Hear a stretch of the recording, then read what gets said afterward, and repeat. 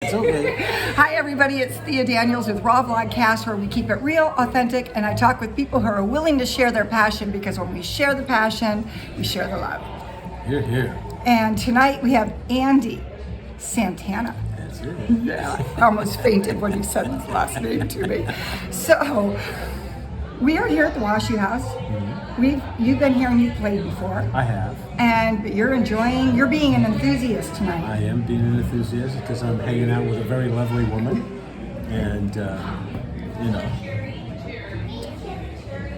there she is over there. There she is over there. So tell us a little bit about what drives you. How long have you been playing music? I've been playing since, I got a harmonica handed to me when I was 21 from a dear friend of mine who has since passed away, but she told me, you need music in your life, and handed me 2 harmonicas for my birthday. They sat in a drawer for about 7 years, and I decided I was going to learn to play them. I was probably about 27, 28 years old at that time.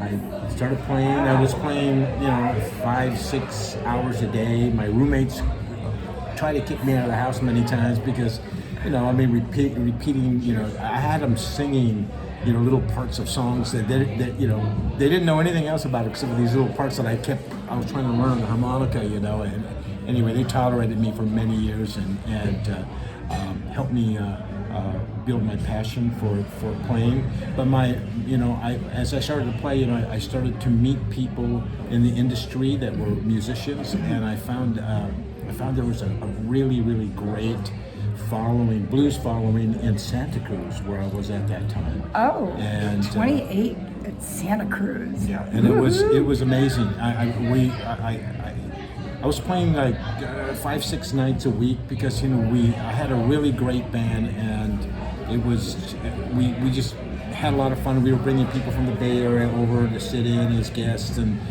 we were building a scene there in Santa Cruz.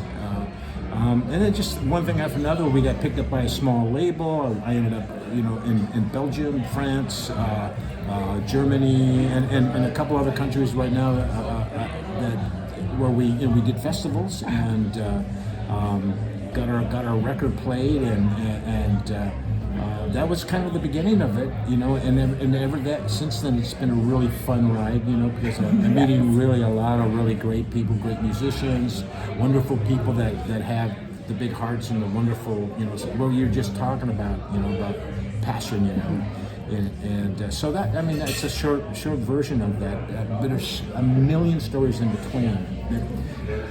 Tell us one of those stories that stands out. Did somebody jump up on stage? Did somebody do something? Did you do something outrageous? Yeah, but I'm going to skip those ones. Oh, man. Maybe another time, maybe after a few of these, I might reveal some of the stories. Some stuff it should not be repeated. Some things. All right. It wasn't that. I'm not going to try to. Anyway. Well, give us one that can be repeated. Okay. Well, I had one I just don't play because I got like you just did because I was thinking about. I know all kind. I have so many stories, but I think. This is a story with one of my idols. It was Dr. John. Dr. John. Yeah, Dr. John out of New Orleans. Plays piano. And, he's a master, and he's a songwriter. He's an amazing human being. Okay. Dr. John. We'll have to check him out. He was coming out of his trailer, and I walked right up to him and I said, I've been waiting for this moment, and I go, I'm a musician now, and so I was able to be afforded to come out in the backyard, and I see you, and I just want to tell you, you're one of my major inspirations, just because how everything you do is music, and I go, what is the most important thing I should know, as a musician, that helped you out? And he says, make them dance. Oh, yeah. And that's what he said, and walked away from me. I stopped him once again. I go, would you sign my guitar? Which he did. And he signed my guitar, and he ended up giving me the most important piece of information that I could possibly ever have. I make them dance. That's my primary thing, it's a lot of bands are about, look at me, but we're more like, I'm looking at you to dance, have fun, express yourself. That was one of the many stories that I have. Like That's a wonderful story. It really getting is. to meet your mentor and getting to get all that good stuff back and forth, and now you make us dance. Well, yeah, and that's the greatest compliment you can give a musician is to dance. And there's people already dancing in there, which I love. They support the music, and they, because they have passion too. And they like listening to the music, and they buy the music, and they, without them, we're nothing, zero. Well, I've got you my CD in my car. Yay! Yeah, got a CD. And so we're going to be heading back out there and dancing pretty soon.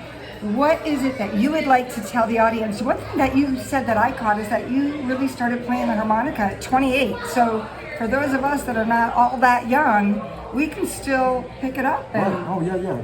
28 was considered old to be playing a harmonica, and so, but I stuck with it because my passion was I wanted to express myself musically, and I know that you can do it via music in a way that's very unique. If you have any talent at all, it really pays back a bunch, because it's where the passion starts, and then you develop fans and fan bases, and you sell records, and you do all, and then next thing you know, you're traveling, you're meeting nice people like yourself, but the passion is it's sometimes I think it's you can never have too much passion. I mean, you can go completely, totally overboard. And people right now are doing exactly that. They're dancing. They don't care. It's a cold night. They're there to dance. That's right. And I love that. we're here to feed you. And Yes, and I love that too. Yeah. Appreciate So it. how can we find out where you are playing? Well, if you go to Facebook, you'll see, Andy Santana. Just look up Andy Santana. I have my own group called the West Coast Playboys that's been in existence since 1984.